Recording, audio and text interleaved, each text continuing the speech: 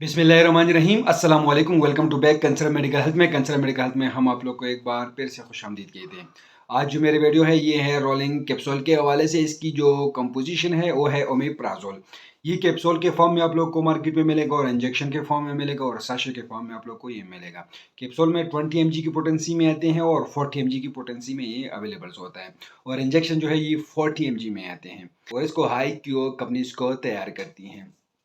ये बहुत ज़्यादा यूज़ हो रहे हैं इसकी और भी बहुत सारे ब्रांड्स आते हैं, लेकिन ज़्यादातर यूज़ होने वाली और रोलिंग कैप्सूल्स और इंजेक्शन साशे बहुत ज़्यादा इस्तेमाल होती है आजकल। डॉक्टर बहुत ज़्यादा इसको रिकमेंडेड करते हैं, लोग भी इसको ले रहे हैं। बार बार मेरे व्यूवर्स कमेंट करते हैं कि इस पर एक रिव्यू दो, तो आज मैं रिव्यू लेके आया हूँ। इसको कंप्लीट देखनी है, मैं इसके यूज, साइड इफेक्ट और कंट्राइंडिकेशन और डोज कंप्लीट रिव्यू आप लोग के साथ शेयर करने वाला हूँ। तो इसके यूज ये हैं कि इसके इस्तेमाल की जाती हैं, इसको मैदे की दर्द के लिए इस्तेमाल की जाती है। मैदे के जख्म के लिए आप लोग इस कैप्सूल का इस्तेमाल कर सकते हैं। ये दवा डुडूनियम के अल्सर में एक आला मुकाम रखती हैं। इसको आप लोग डुडूनियम अल्सर में आप लोग इस्तेमाल कर सकते हैं और मैदे के जख्म के लिए, डुडूनियम के जख्म के लिए आप लोग इसको यूज़ कर सकते हैं। मैदे की जलन के लिए इसके इस्तेमाल की जाती है। मैदे की जख्म हो या डुडूनियम में अल्सर हो तो इसके लिए इसी कैप्सूल का और इसी कम्बिनेशन का इस्तेमाल आप लोग कर सकते हैं।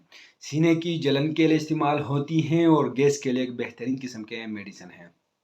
गैस्ट्रो रिफ्लक्स डिजीज़ के लिए आप लोग इसको इस्तेमाल कर सकते हैं और एच पाइलोरी के लिए यूज़ होती हैं।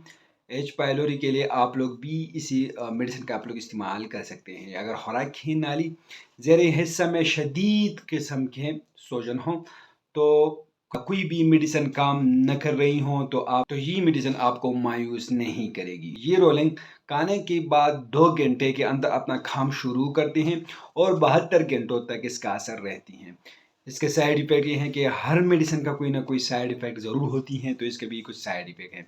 इसके इस्तेमाल से कमर दर्द की शिकायत जो है वो हो सकती हैं और खांसी इससे हो सकती हैं। इससे एलर्जिक की रिएक्शन जो है वो भी इससे हो सकती हैं। इससे मतली भी हो सकती है, क्या हो सकते हैं, असहाल हो सकते हैं और इससे कब्ज़ भी हो सकती है।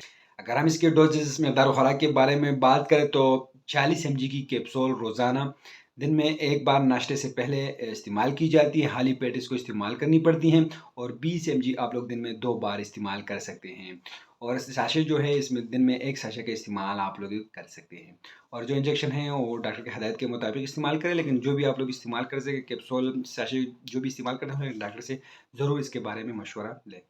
तो ड्रग इंट्रैक्शन, अगर इसके साथ आप लोग एम्पेसिलिन जो एक किस्म के एंटीबायोटिक है और कीटोकनाजोल का इस्तेमाल आप लोग इकट्ठे करवाओगे तो इनकी वजह से ये दुरुस्त तरीके से काम नहीं करती, इनका लेवल खून में कम हो जाता है, तो इसलिए आप लोग इसको इकट्ठा बिल्कुल आप लोग इस्तेमाल नहीं कर सकते हैं। इस कम्बिनेशन में आप लोग को और भी बहुत सारे ब्रांड मार्केट में मिलेगा। एहतियात आप लोग इसमें ये एहतियात रखें कि इस दवा को इस्तेमाल करवाते वक्त हदायत की जाती है कि इस कैप्सूल को निगला जाए, चबाया बिल्कुल नहीं जाए और इस कैप्सूल को खोल कर आप लोग बिल्कुल इस्तेमाल नहीं कर सकते हैं।